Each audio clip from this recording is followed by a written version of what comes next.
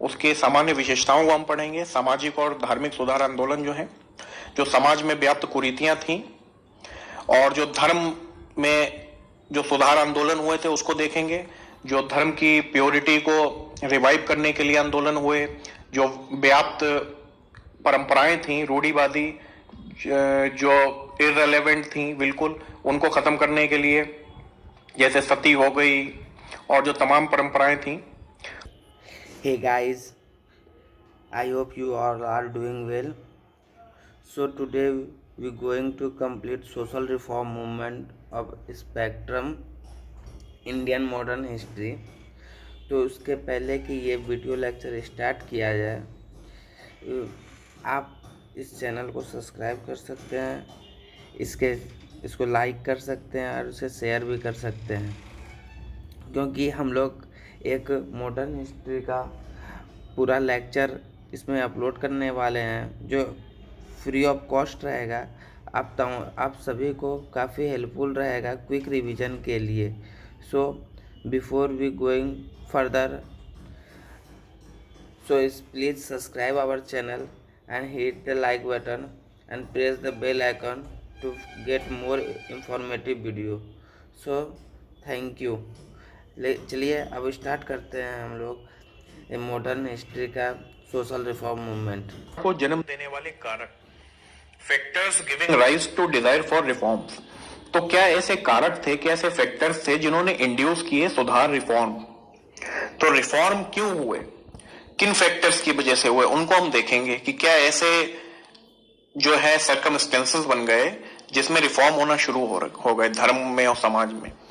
तो देखिए 18वीं जो 19वीं शताब्दी थी, 18वीं शताब्दी का अंत हुआ फिर 19वीं शताब्दी प्रारंभ हुई, उसमें लोगों के बीच जो थी रेशनलिटी डेवलप होने लगी। रेशनलिटी का मतलब है तार्किक क्षमता डेवलप होने लगी। वो हर चीज को तर्क से देखने लगे, प्रश्न करने लगे। अब जैसे कोई ट्रेडिशन को फॉलो करते हैं, कोई परंपरा को फॉलो करते हैं, तो उसमें तार्किक विश्लेषण करने लगे उसका, कि प्रश्न करने लगे कि ये परंपरा का क्या मतलब है, हम लोग क्यों इसको फॉलो कर रहे हैं, क्या इसका इम्पैक्ट है या क्या इससे नुकसान है, क्या मानव जाति के लिए इससे फायदे हैं, क्या इससे मानव कल्याण हो रहा है या किसी को नुकसान हो रहा है, या ये बेवजह की चीज है। तो ये सब चीजें क्वेश्चन करने लगे। तो जो चीजें सही थी वो तो जारी रही, और जो चीजें विरुद्ध थी मानव कल्याण के या फिर बेवजह उनको फॉलो किया जा रहा था, तो उनका फिर खंडन होना प्रारंभ हो गया उन चीजों का। ठीक, तो यही सब ने सुधारों ने फिर यहीं से जन्म लिया। जब तर्क संगतता डेवलप हो गई, रेशनलिटी डेवलप हुई लोगों में। अब जैसे एक प्रैक्टिस सती प्रथा थी, जो तार्किक रूप से देखा जाए बहुत बेकार प्रैक्टिस है। उसमें एक व्यक्ति मरता है, उसके संग आप दूसरे व्यक्ति को भी मार देते हैं, तो उसका पूरा परिवार ही खराब हो जाएगा। तो इसमें मैनकाइंड को नुकसान हो रहा है। जो मानव कल्याण है उसके विरुद्ध ये काम है। एक तरफ हम मानव कल्याण की बात करते हैं और एक तरफ एक व्यक्ति के संग दूसरे व्यक्ति को मार रहे हैं केवल एक पुरानी परंपरा के नाम पर। तो ये पूरी तरीके से गलत है। तो इसका लोगों ने खंडन प्रारंभ किया, उसको तर्क से देखने लगे कि इससे लाभ क्या है, क्या इसका मतलब है, इससे तो और नुकसान ही है। अगर मान लीजिए कोई हस्बैंड है वो मर गया, फिर उसके संग बच्चे भी होते हैं और फिर उसके संग उसकी जो धर्मपत्नी है उसको भी मार दिया जा रहा है, उसकी जो जीवन संगिनी अर्धांगिनी है, तो इससे तो अकेले पूरा परिवार ही बिगड़ जा रहा है। तो ये चीजें जो थी रेशनलिटी के खिलाफ थी, तर्क के खिलाफ थी, इररिलेवेंट थी। तो इसका खंडन के लिए बातें प्रारंभ हो गई और अल्टीमेटली इसका अंत भी हो गया। तो वही उसी को हम रिफॉर्म बोलते हैं, सुधार लाना बोलते हैं। Impact of British rule, British शासन का प्रभाव क्या पड़ा? तो देखिए ब्रिटिश जब हिंदुस्तान आए थे तो भले ही उन्होंने शोषण किया, एक्सप्लॉयटेशन किया, लेकिन कुछ वेस्टर्न आइडिया अपने संग लेके आए थे, कुछ तार्किक आइडिया संग लेके आए थे। तो उस टाइम पे यूरोप में साइंटिफिक आउटलुक डेवलप हो चुका था, इंडस्ट्रियलाइजेशन हो चुका था, साइंटिफिक वैज्ञानिक दृष्टिकोण डेवलप हो चुका था, तर्क डेवलप हो चुका था लोगों में। तर्क डेवलप हो चुका था तभी तो वो यहाँ पे शासन कर पाए, उनकी नीतियां अच्छी थी। बहुत थोड़े से लोग आकर के इतने बड़े भारत पर उन्होंने कब्जा कर लिया अपना। तो उनके अंदर रेशनलिटी थी, कूटनीति थी, सोचने की क्षमता थी। वेस्टर्न आइडिया का जो इम्पैक्ट हुआ उससे एक प्रकार से नए जागरण को जन्म दिया। जो भी वेस्टर्न आइडिया वो लेकर आए थे उसका फिर इम्पैक्ट हुआ। अब जब दो कल्चर आपस में मिलते हैं तो उनका मिश्रण होता है। कोई भी मान लीजिए कोई बाहरी जब कहीं आता है तो उसके कल्चर होते हैं, साथ ही साथ जो लोकल कल्चर होते हैं वो आपस में मिलते हैं, तो आदान प्रदान होता है। तो ऐसे ही पश्चिमी विचारों का आदान प्रदान हुआ। पश्चिमी विचार आए, कुछ लोगों ने उनको समझना प्रारंभ किया, उसको सही नजर से देखना प्रारंभ किया, तो उससे उनके अंदर तर्क डेवलप हुआ और फिर उन्होंने क्वेश्चन करना प्रारंभ किया।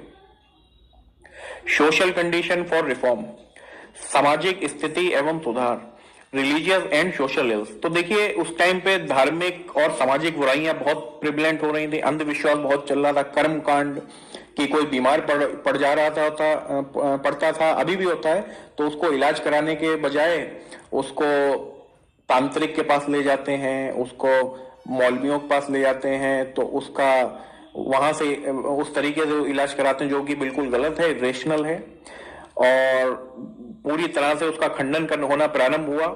और सामाजिक अंधकारवाद जो फैला हुआ था, जो प्रीस्ट जो थे और जो पादरी थे और तमाम जो धार्मिक ठेकेदार थे, वो धर्म के नाम पर लोगों को गुमराह कर रहे थे, क्योंकि धर्म के वास्तविक मूल ही नहीं जानते थे, केवल धर्म के नाम पे अपना बिजनेस चला रहे थे, ठेकेदारी कर रहे थे। अभी भी होता है, अभी भी देखिए भारत से पूरी तरह ये गया नहीं है, अभी बहुत ज्यादा प्रिविलेंट है। तमाम बाबा आए दिन पकड़े जाते हैं और गलत काम करते हुए, लेकिन तब भी लोग नहीं समझते हैं, उनके पास जाते रहते हैं, कल्याण होगा। डायरेक्ट ईश्वर से कनेक्शन रखिए, कोई माध्यम की जरूरत नहीं है आपको, ईश्वर की उपासना करिए, उससे कनेक्शन रखिए।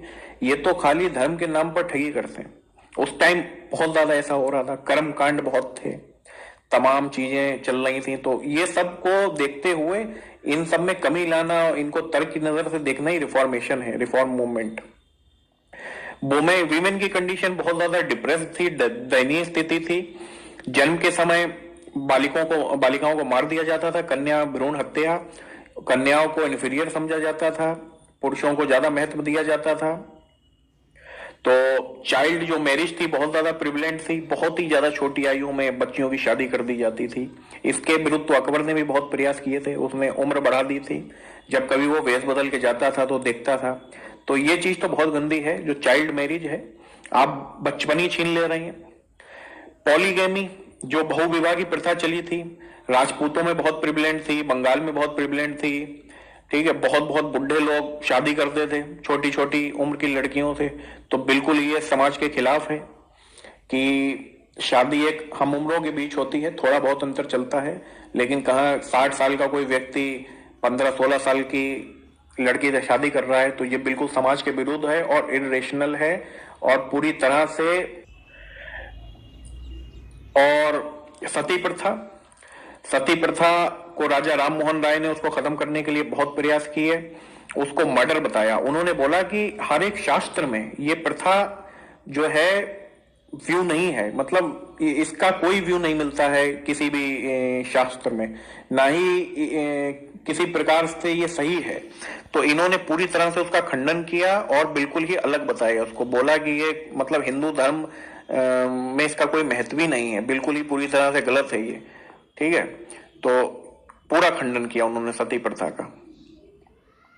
कास्ट प्रॉब्लम, अनटचेबिलिटी, जो अछूतता थी समाज में, निचली जाति के लोगों को बहुत कष्ट उठाने पड़ते थे, समाज विभिन्न वर्गों में विभाजित था, जैसा कि हमेशा से देखते हैं इंडियन सोसाइटी में, अभी भी है कि कास्ट के आधार पर डिवीजन, धर्म के नाम पे डिवीजन, उसमें लोग मरे कटे जा रहे हैं, कम्युनल राइट्स हो रहे हैं, ये सब। तो ये सब से बहुत ज्यादा नुकसान होता है और ये सब इंड्यूस भी करते हैं, जो भी ये रिफॉर्म को भी इंड्यूस करते हैं।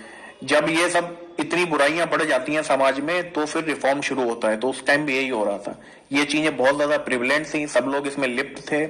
तो रिफॉर्म का वो दौर था, वहां पे रिफॉर्म होना बहुत जरूरी था, सुधार होना बहुत जरूरी था। उस टाइम पे पश्चिमी संस्कृति का काफी विरोध होता था, जो भी हस्तक्षेप होता था भारतीय ट्रेडिशंस में, उनको जो ऑर्थोडॉक्स सेक्शन है समाज का, जो रूढ़िवादी सेक्शन है, उसको धर्म के खिलाफ मानता था, उसका विरोध करता था, उसकी निंदा करता था। तो ये कुछ कारण थे जिनकी वजह से रिफॉर्म इंड्यूस हुए। जैसे कास्ट प्रॉब्लम थी, रिलीजियस सोशल इल्स थी, वेमेन की जो थी डिप्रेसिंग कंडीशन, और वेस्टर्न कल्चर का विरोध, new awareness among enlightened Indians, जो भारतीय थे उसमें नई जागरूकता कैसे आई। तो देखिए वेस्टर्न कल्चर का इम्पैक्ट तो हुआ था, मॉडर्न आइडियाज का इम्पैक्ट हुआ, तो रेशनलिटी बढ़ी लोगों में, और ये कॉन्शियसनेस बढ़ी, ये एक प्रकार से जागरूकता बढ़ी कि जो फॉरेन पावर है वो कैसे आकर हम भारतीयों पर उन्होंने छोड़े से आए संख्या में और कब्जा कर लिया। ठीक है, उनकी नीतियां ऐसी थी, उनके आइडियाज ऐसे थे जो जिससे वो, उनकी कूटनीति डिप्लोमेसी ऐसी थी, तो हम लोग इंफीरियर थे तो हम लोग पिछड़ गए, क्योंकि हम लोगों के समाज में व्याप्त कुरीतियां बहुत हैं। तो उसी लेवल पे अपने आप को भी डेवलप करने के लिए, अपने समाज में भी वो रिफॉर्म लाने के लिए एक भावना उत्पन्न हुई लोगों में कि जो पुरानी बेकार की परंपराएं हैं यूजलेस, उनको खत्म करें, अच्छी अच्छी बातों को लाएं, वेस्टर्न आइडियाज पे चीजें डेवलप करें। ठीक है, भले ही आइडिया वेस्टर्न हो, ब्रिटिश लेकर आए हो, लेकिन आइडिया तो सही है, तर्क पे आधारित है। तो अच्छी चीज को भले ही लें, दुश्मन से ले सकते हैं अच्छी चीज। हमें कुछ अगर अच्छी चीज कॉपी करनी है तो दुश्मन से भी हम कर सकते हैं। ठीक है, भले अच्छी होनी चाहिए वो। Emergence of new economic forces, जो नई आर्थिक शक्तियों का उस टाइम पे उदय हो रहा था, शिक्षा का प्रसार उस टाइम पे हुआ, इससे लोगों के दिमाग में रेशनलिटी उत्पन्न हुई, तर्क उत्पन्न हुआ, साइंटिफिक आउटलुक जो वैज्ञानिक दृष्टिकोण उत्पन्न हुआ, पश्चिमी और संस्कृति का प्रभाव तो पड़ा, ये तो बता ही चुका हूं, और दुनिया की बढ़ती जागरूकता। अभी अवेयरनेस बढ़ रही थी पूरा ग्लोबल लेवल पे, तो भारत में भी बढ़ी, तो उससे जो है इम्पैक्ट पड़ा और नई जागरूकता डेवलप हुई सुधारों के लिए। ठीक है, फिर इन्होंने सुधारों का रूप ले लिया, धीरे धीरे सुधार होना प्रारंभ हो गए। Social and ideological basis of reform, सुधारों का सामाजिक और वैचारिक आधार। तो देखिए इसमें मध्यम वर्ग का बहुत बड़ा रोल है, जो ये आधार है उसको मध्यम वर्ग बहुत कंस्टिट्यूट करता है। कैसे? तो देखिए मध्यम वर्ग एक तो संख्या में काफी अधिक होता है। 19वीं शताब्दी में जो उत्थान हुए थे, उत्थान का सामाजिक आधार एवं उभरता हुआ मध्यम वर्ग था। जो भी उत्थान हुए थे उसका, ये जो थे एजुकेशन का जब प्रसार हुआ तो ये एजुकेशन इनको मिलने लगी मध्यम वर्ग को। तो ये जमीन से भी जुड़े हुए थे, मतलब अपनी ट्रेडिशन से भी जुड़े हुए थे, धर्म से भी जुड़े हुए थे, पारंपरिक रूप से भी ये शिक्षित थे, और इनमें वेस्टर्न आइडियाज भी थे। तो उन दोनों के समेकन से, मतलब ट्रेडिशनल शिक्षा भी है इनके अंदर और वेस्टर्न शिक्षा भी इनके अंदर आई है, तो उन दोनों के समेकन से, उन दोनों की अच्छी अच्छी चीजों को इन्होंने, उसके समेकन से एक अच्छे रिफॉर्म लाने की कोशिश करी समाज में। जो भी ट्रेडिशन बेकार हैं उनको निकालने की कोशिश करी, और जो वेस्टर्न आइडिया अच्छे हैं उनको अपने जो धर्म है, अपना जो रिलीजन है, जो समाज है, उसमें इंडक्ट करने की कोशिश करी, उसमें डालने की कोशिश करी। तो इससे क्या हुआ, रिफॉर्म्स का जन्म हुआ, रिफॉर्म उत्पन्न हुए। 19वीं शताब्दी के बुद्धिजीवियों ने यूरोपीय मध्यम वर्ग में अपने मॉडल की खोज की। तो यूरोपीय जो कंट्रीज थी, जो यूरोपीय देश थे, उसमें मध्यम वर्ग का बहुत बड़ा रोल रहा था। जो भी वहां पे रिफॉर्म आए थे, वहां भी बहुत कुरीतियां व्याप्त थी, लेकिन वहां पे रिफॉर्म थोड़ा जल्दी आ गए, हमारे देश में थोड़ा बाद में आए। तो वहां भी मध्यम वर्ग का बहुत बड़ा रोल था। मध्यम वर्ग ने वहां पे पुनर्जागरण और तार्किक ज्ञान के बल पर रिफॉर्म लाए थे। वैसे ही बुद्धिजीवियों ने यहाँ पे देखना शुरू किया कि हिंदुस्तान में भी मध्यम वर्ग वही रोल अदा करेगा। 19वीं शताब्दी का जो बुद्धिजीवी वर्ग था वो व्यापार या उद्योग वर्ग से नहीं आता था। उनकी जो जड़ें थीं वो संबंधित किससे थे, सरकारी सेवाओं से, कानून, शिक्षा, पत्रकारिता, चिकित्सा आदि के क्षेत्र से संबंधित थे। तो उनकी जो रूट्स थीं इन चीज़ों में थीं, ना कि वो अधिकतर व्यापार या उद्योग से आते थे। इंटेलेक्चुअल क्राइटेरिया, बौद्धिक मापदंड। What gave these reform movement and ideological unity? तो वो मापदंड क्या थे, इंटेलेक्चुअल क्राइटेरिया क्या थे, जिनके आधार पर रिफॉर्म हुए। तो उसमें क्या क्या आता है, रेशनलिज्म आता है, रिलीजियस यूनिवर्सलिज्म आता है, ह्यूमनिज्म आता है। तो धार्मिक सार्वभौमिकता, तर्कवाद और मानवतावाद। तो ये सब चीजें जब डेवलप होने लगी, ऐसे विचार डेवलप होने लगे, ह्यूमैनिटी डेवलप होने लगी, रेशनलिटी डेवलप होने लगी, तो सुधार तो आने ही आने हैं। राजा राम मोहन राय जो थे वो प्रिंसिपल ऑफ कॉजेलिटी में विश्वास रखते थे। ठीक है, सिद्धांत में, कारण के सिद्धांत में विश्वास रखते थे। कारण का सिद्धांत क्या होता है, मैं बता भी चुका हूं आपको कि जैसे कुछ भी हो रहा है, कुछ भी घटना हो रही है, उसके पीछे कोई ना कोई रीजन होता है, उस रीजन को ढूंढना होता है। वो उस रीजन को ढूंढते थे। कोई भी चीज फॉलो कर रहे हैं या कोई भी प्राकृतिक घटना हो रही है या कुछ भी हम फॉलो कर रहे हैं, तो उसके पीछे कोई ना कोई रीजन होता है। अगर वो रीजन मानवतावाद के विरुद्ध है या सही नहीं है, तो वो ट्रेडिशन भी बेकार है। ठीक है, या इसके पीछे कोई रीजन ही नहीं है, बेफिजूल में वो की जा रही है। कोई भी चीज, मतलब कोई भी क्रिया की जा रही है, कोई भी ट्रेडिशन फॉलो की जा रही है, कोई भी कर्म कांड किया जा रहा है, उसके पीछे कोई रेलेवेंट रीजन नहीं है। रेलेवेंट मतलब तर्क संगत रीजन नहीं है कि ऐसा होना चाहिए, ये मानवता जो है उसके लिए फायदेमंद है, उसके लिए लाभकारी है, ह्यूमैनिटी के लिए और अन्य भी जो है इससे लाभ है। लेकिन ऐसा कुछ नहीं है। अगर बेफिजूल में कोई चीज कर रहे हैं तो वो बेकार है, वो तर्क संगत नहीं है, उसको त्याग देना चाहिए। तो राजा राम मोहन राय कोई भी चीज को देखते थे, उसके पीछे रीजन देखते थे, क्योंकि उनका जो प्रिंसिपल था, प्रिंसिपल ऑफ कॉजिलिटी, कारण का सिद्धांत, उसमें विश्वास रखते थे। तो यही सब क्राइटेरिया थे, रेशनलिज्म, रिलीजियस यूनिवर्सलिज्म, ह्यूमनिज्म। तो इन सब ने ही जो था रिफॉर्म को जन्म दिया। ये क्राइटेरिया थे, इन्हीं आधार पर जो है चीजों को देखा जाता था। The reform movement could be broadly classified into two categories. तो देखिए, जो रिफॉर्म मूवमेंट होते हैं, जो धार्मिक रिफॉर्म होते हैं, उनको दो कैटेगरी में हम लोग बांट सकते हैं। ये मैं पहले भी आपको बता चुका हूं, जब हम लोगों ने एक चैप्टर में भावी मूवमेंट पढ़ा था, भावी आंदोलन पढ़ा था, वहां पे मैंने बताया था आपको। एक तो होता है रिफॉर्मिस्ट मूवमेंट। रिफॉर्मिस्ट मूवमेंट क्या होता है, सुधारवादी आंदोलन। उसमें कौन कौन आते हैं, ब्रह्म समाज, प्रार्थना समाज और रिवाइवलिस्ट मूवमेंट।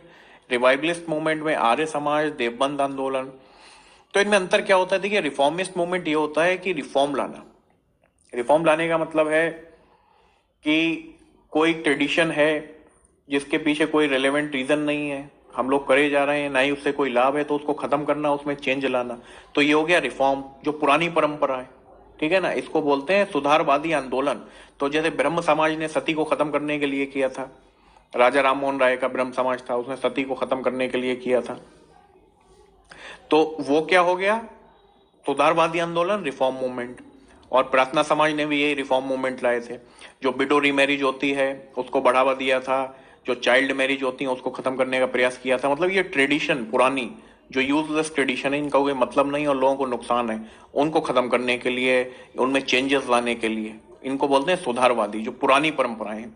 और पुरानी परंपरा अगर खत्म हो चुकी है, विलुप्त हो चुकी है, उसको वापस से उजागर करने के लिए जो मूवमेंट चलाए जाते हैं, वो परंपरा अच्छी थी लोगों के लिए, तो उसको बोलते हैं पुनरुत्थानवादी आंदोलन या रिवाइवलिस्ट मूवमेंट। मतलब किसी चीज का आप रिवाइव कर रहे हैं, कोई चीज खत्म हो चुकी है, मर चुकी है, विलुप्त हो चुकी है, उसको आप वापस से रिवाइव कर रहे हैं, वापस से समाज में उतार रहे हैं, धर्म में उतार रहे हैं।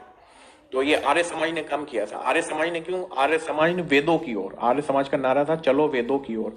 तो उन्होंने बोला था कि वेद जो है सबसे सार्थक ग्रंथ है, सबसे अच्छी चीज है वेद, सब वेदों को फॉलो करना चाहिए। उनके धर्म का मूल ही वेद थे, जो चारों वेद थे। उन्होंने बोला कि कई सालों से जब से वेद लिखे गए हैं, हिंदू जो धर्म है उसमें तमाम जो है चीजें मिक्स हो चुकी हैं जो कि गलत हैं, बिल्कुल प्योरिटी खो चुके हैं धर्म की।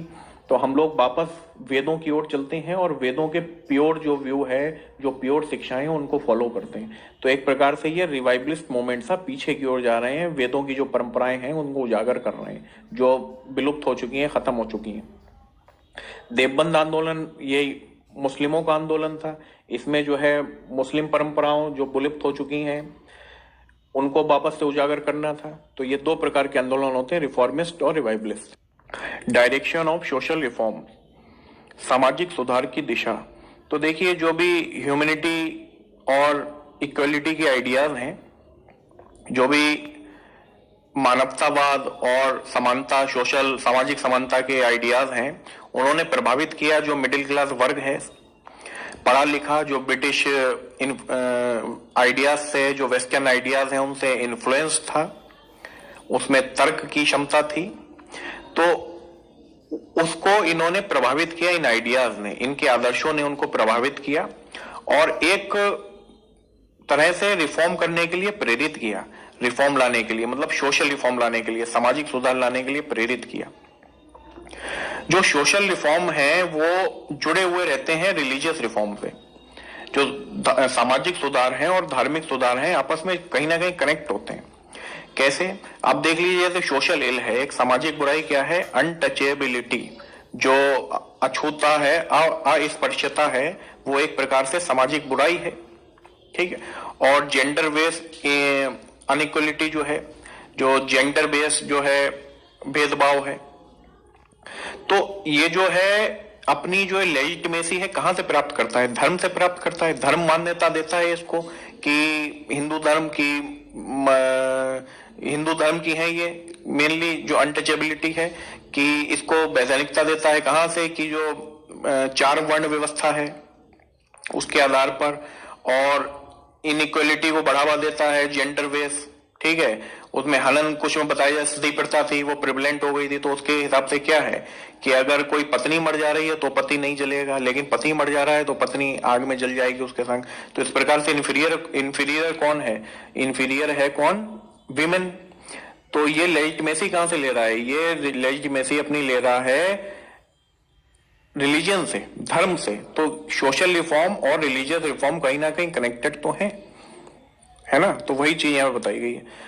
अभी जन सामान्य तक पहुंचने के लिए, जनता तक पहुंचने के लिए, अपने विचारों को पहुंचाने के लिए, अपने तर्कवाद को पहुंचाने के लिए जो भारतीय भाषाओं का उपयोग किया गया, रीजनल भाषाओं का, जो जन सामान्य तक ताकि बात पहुंच पाए, तो उसमें उन्होंने कई तरीके का इस्तेमाल किया, उपन्यास का, नाटक का, कविताओं का, लघु कथाओं का।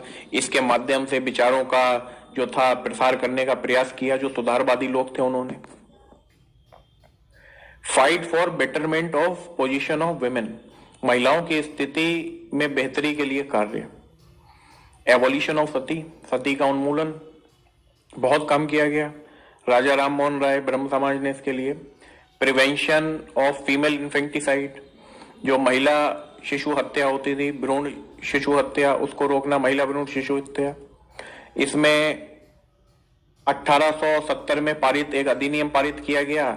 इसमें ये बोला गया कि जो माता पिता हैं सभी अपने शिशुओं के जन्म को पंजीकृत करना अनिवार्य कर दिया, ठीक है। किसी प्रकार की अनइक्वलिटी को रोकने के लिए, किसी प्रकार के इन्फेंटिसाइड को रोकने के लिए प्रयास किया गया। इसने रोक तो नहीं पाया, लेकिन कि रजिस्ट्रेशन करना अनिवार्य कर दिया। Widow remarriage, it was due to the effect of Pandit Ishwar Chandra Vidyasagar. तो जैसे सती में काम किसने किया था? सती को खत्म करने के लिए राजा राम मोहन राय ने। जो विडो रीमैरिज है उसको बढ़ावा देने के लिए काम किया किसने? पंडित ईश्वर चंद्र विद्यासागर ने। विडो रीमैरिज जो थी वो होनी चाहिए, वो एक सही चीज है, तो ऐसा ईश्वर चंद्र विद्यासागर ने बोला, और इसके लिए हिंदू विडो रीमैरिज एक्ट पारित किया उनके प्रयासों के द्वारा 1856 में। चाइल्ड मैरिज पर नियंत्रण, कंट्रोलिंग चाइल्ड मैरिज, तो इसमें एक एक्ट निकला 1872 में, द नेटिव मैरिज एक्ट। इसने एक लेजिस्लेशन लाया, और due to relentless effort of Parsi reformer BM Malabari, तो ये बीएम मालाबारी थे, उनके प्रयासों से एक एक्ट पारित हुआ जिन्होंने क्राइम बना दिया। मतलब एक तरीके से देखा जाए तो 12 साल से कम उम्र की जो लड़कियों की शादी होती है उसको क्राइम बना दिया। वो माता पिता क्राइम कर रहे हैं, तो एक ऐसा एक्ट पारित हो गया। एजुकेशन ऑफ विमेन, महिला शिक्षा के लिए कार्य, तो 1819 में कलकत्ता फीमेल जुवेनाइल सोसाइटी स्थापित की गई। पंडित ईश्वर चंद्र विद्यासागर बंगाल में बालिकाओं के स्कूलों के लिए प्रयास किए। चार्ल्स वुड डिस्पैच जो 1854 में महिला शिक्षा को उन्होंने महत्व दिया, उसमें जो वुड डिस्पैच था उसको हम आगे देखेंगे डिटेल में। 1880 के दशक में डफरिन अस्पताल खोलने के साथ महिलाओं को स्वास्थ्य सुविधाएं प्रदान की जाने लगी। तो ये सब कुछ कार्य हुए महिलाओं की एजुकेशन की स्थिति को सुधारने के लिए। 20वीं शताब्दी के शुरुआती दौर में जो स्वदेशी आंदोलन हुए, जो विभाजन विरोधी आंदोलन हुए, होम रूल आंदोलन, उसमें जो था महिलाओं ने काफी भागीदारी दी। जो गृह केंद्रित महिलाएं थीं, उन्होंने एक मुक्ति का अनुभव किया जब उन्होंने राष्ट्रवाद की भावना के तहत आंदोलनों में भाग लिया। सरोजिनी नायडू राष्ट्रीय कांग्रेस की अध्यक्ष बनी 1925 में और फिर संयुक्त प्रांत की राज्यपाल भी बनी। विमेन ऑर्गेनाइजेशन देख लेते हैं। विमेन की बेहतरी के लिए कार्य करने के लिए कुछ विमेन ऑर्गेनाइजेशन भी स्थापित हो गए। महिला संगठन ने काम करना शुरू कर दिया बेहतरी के लिए। 1927 में अखिल भारतीय महिला सम्मेलन की तरह विभिन्न संगठन समतावादी दृष्टिकोण के साथ संगठित थे। 1925 में भारत में राष्ट्रीय महिला परिषद की स्थापना हुई। लेजिस्लेटिव मेजर फॉर विमेन, महिलाओं के लिए कानून। बंगाल रेगुलेटिंग एक्ट 1829, इसने सती को बैन किया। बंगाल रेगुलेशन, इन्फेक्टिसाइड को इन्होंने बैन किया इस एक्ट ने। हिंदू विडो रीमैरिज एक्ट, इसको देख ही चुके हैं, पंडित ईश्वर चंद्र विद्यासागर के प्रयास से 1856 में ये एक्ट पारित हुआ। Age of consent act 1891, Sharda act 1930, special marriage act 1954, Hindu marriage act 1955, Hindu succession act 1956, Hindu adoption and maintenance act, maternity benefit act 1961, equal remuneration act 1976, child marriage restraint act 1978, struggle against caste based exploitation, जाति आधारित शोषण के खिलाफ संघर्ष। तो देखिए, हिंदू जो 4 वर्णों की व्यवस्था है, उसमें व्यक्ति की जाति ने समाज के विभिन्न वर्गों की स्थिति और सापेक्ष शुद्धता का निर्धारण करती है। तो ये 4 वर्ण की जो व्यवस्था है, उसमें उसके आधार पर व्यक्ति की स्थिति और शुद्धता की जो है निर्धारण होता है। उसने किस जो है वर्ण में जन्म लिया है, वो जन्म के टाइम में डिसाइड हो जाता है कि उसका जो है जाति, उसका समाज में स्थान कौन सा है और उसमें शुद्धता कौन सी, किस लेवल की शुद्धता है। तो जाति भेदभावपूर्ण संस्था द्वारा सबसे ज्यादा प्रभावित अछूत थे। तो ये जाति की जो ये संस्था थी भेदभावपूर्ण, उसमें सबसे ज्यादा जो एक्सप्लॉयटेशन हुआ था, सबसे ज्यादा जो शोषण हुआ था, वो अछूतों का हुआ था। या अनुसूचित जाति कह लें, दलित बोल सकते हैं उनको। तो हमेशा से इनका शोषण होता आया है, पुराने टाइम पे और भी ज्यादा होता था। फैक्टर्स अंडरमाइनिंग कास्ट रिजिडिटीज, जातिगत कठोरता को कम करने वाले कारण। जो ये प्रिवलेंट जो जातिगत व्यवस्था थी, इसकी कठोरता को कम करने के लिए कुछ कारक थे, उसको देख लेते हैं। ब्रिटिश सरकार द्वारा, कॉलोनियल एडमिनिस्ट्रेशन द्वारा कुछ काम किए गए थे, उससे कुछ हद तक मदद मिली इनकी कठोरता को कम करने की। सोशल रिफॉर्म मूवमेंट जो उस टाइम पे थे प्रिवलेंट, जो चल रहे थे, जो लोअर कास्ट मूवमेंट थे, इसमें जो हायर कास्ट मूवमेंट थे उन्होंने भी जातिगत व्यवस्था का खंडन किया, और जो लोअर कास्ट मूवमेंट थे उन्होंने जो लो कास्ट हैं उनका थोड़ा मनोबल बढ़ाने के लिए, उनकी मोरल बढ़ाने के लिए काम किया। वो लोग अत्याचार सहन होते होते अपने आप को हीन समझने लगे थे, इन्फीरियर समझने लगे थे। तो उनकी स्थिति को सुधारने के लिए, उनमें शिक्षा का प्रसार करने के लिए जो लोअर कास्ट मूवमेंट चलाए गए, सत्यशोधक समाज था, सेल्फ रिस्पेक्ट मूवमेंट था साउथ में, तमाम आंदोलन उनको हम आगे पढ़ेंगे जब आंदोलनों को देखेंगे डिटेल में। गांधी जी का अभियान स्पर्शता के खिलाफ, अनटचेबिलिटी के खिलाफ चलाया गया। बहुत लंबे समय तक इन्होंने ये प्रयास किया अनटचेबिलिटी को दूर करने का।